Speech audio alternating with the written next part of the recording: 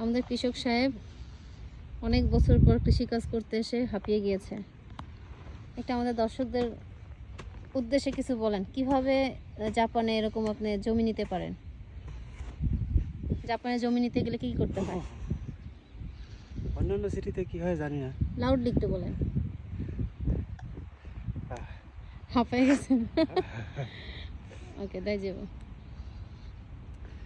জাপানের অন্যান্য সিটিতে কীরকম করে নিতে হয় জানি না, তবে আমাদের এখানে খুব একটা ঝামেলা পোহাতে হয়নি আমাকে। যেমন আপনাকে কি করতে হয়েছে? আমি শিয়াকশোতে গেছি, তারা আমাকে 3টা লোকেশন দেখাইছে। 3টা লোকেশনের মধ্যে এটা আমার পছন্দ হয়েছে। মানে আমাদের বাসা থেকে এটা একটু কাছে। তারপরে বললো দেখে যদি পছন্দ হয় একটা ফর্ম ধরায় দিল। যদি পছন্দ হয় তাহলে এই জায়গার নাম্বার অনুসারে এটা লিখে জমা দিতে হবে। জমা দিলে আর টাকা পয়সা আমার এটার পরিমাণ। এটা কি ফ্রিতে নাকি টাকা লাগে? না ফ্রি বলতে জাপানে কিছু নাই। এটা নিতে আমাকে বাৎসরিক 10,000 ইয়েন গুনতে হবে। কিন্তু চাষ করতে পারবেন মাত্র 5 থেকে 6 মাস। লাভ হোক বা না হোক, এটা হচ্ছে বড় কথা না। শখ। কথা হলো শখ, বাপ দাদার ঐতিহ্য বজায় রাখতে হবে। ভুলে গেলে চলবে না।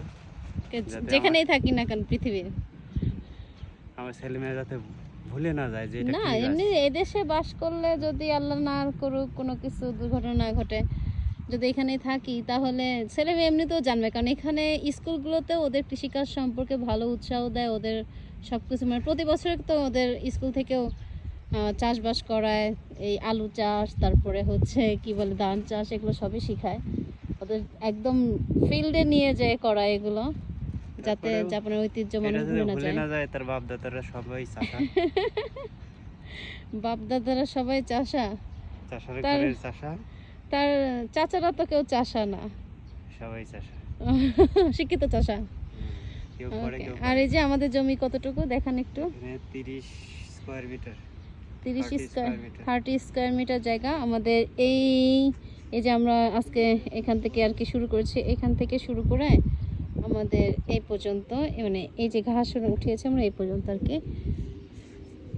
ঠিক এই যে এখান থেকে যে পানির বোতলটা আছে, এই পানির বোতলটা এখান থেকে এতটুক 6 মিটার বাই 5 মিটার বা 30 স্কয়ার ফিট এইটুকু জায়গা আমরা পেয়েছি।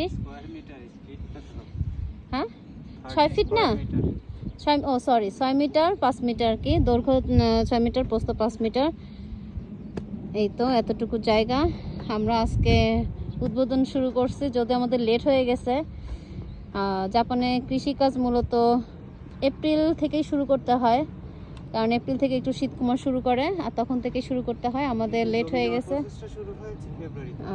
আর জমি নেয়ার প্রসেসিংটাও শুরু হয় ফেব্রুয়ারি মাস থেকে, যেহেতু ফেব্রুয়ারি পর মার্চ এপ্রিল থেকেই। হ্যাঁ, আমাদের লেট হয়ে গেছে। যাই হোক, মানে আমরা ডিসিশনহীনতায় ভুগতেছিলাম, কি করব, জায়গা নিব কি নিব না, এই করতে করতে অবশেষে নিয়ে ফেললাম, যা আছে কপালে। যাই হোক, এখন আমরা জায়গা নিয়ে নিছি, এখন লেট হলেও যতটুকু পারি সম্ভব আমরা করব। এতদিন যেহেতু আপনারা অনেকেই জানেন যে আমরা বাসায় বারান্দায় টবেই করেছি, আলহামদুলিল্লাহ বেশ ভালোই, টবেও আমাদের ভালোই ফলন হয়েছে। যতটুকুই হোক, মানে খরচ আছে, ফলনের পরিমাণ কম হলেও মানে শান্তি ছিল, আনন্দ ছিল। তাই ভাবলাম যে এবার আমরা একটু বড়সড় আকারে আর কি করি। একটা জমি নিলাম, এই তো জমিটা এখানে চাষ করতেছি। আলহামদুলিল্লাহ দোয়া করবেন সবাই যাতে আমরা ফসল ফলাতে পারি। আর যারা আমাদের ফসল খেতে চান অবশ্যই এসে নিয়ে যাবেন, কারণ যে দিয়ে আসা সম্ভব না, এসে নিয়ে যেতে হবে। আসার আগে অবশ্যই জানাবেন, যতটুকুই হয় অবশ্যই দিয়ে খাওয়ার চেষ্টা করব ইনশাল্লাহ। সবার কাছে বিদায় নিচ্ছি। আমাদের নেক্সট আপডেট জানাতে আমাদের সাথেই থাকবেন। যদিও আমরা প্রতিদিন এখানে আসা সম্ভব না, আমাদের সপ্তাহে হয়তো 1-2 দিন আসতে হবে, কারণ ছুটির দিন ছাড়া এখানে এসে কাজ করা পসিবল না।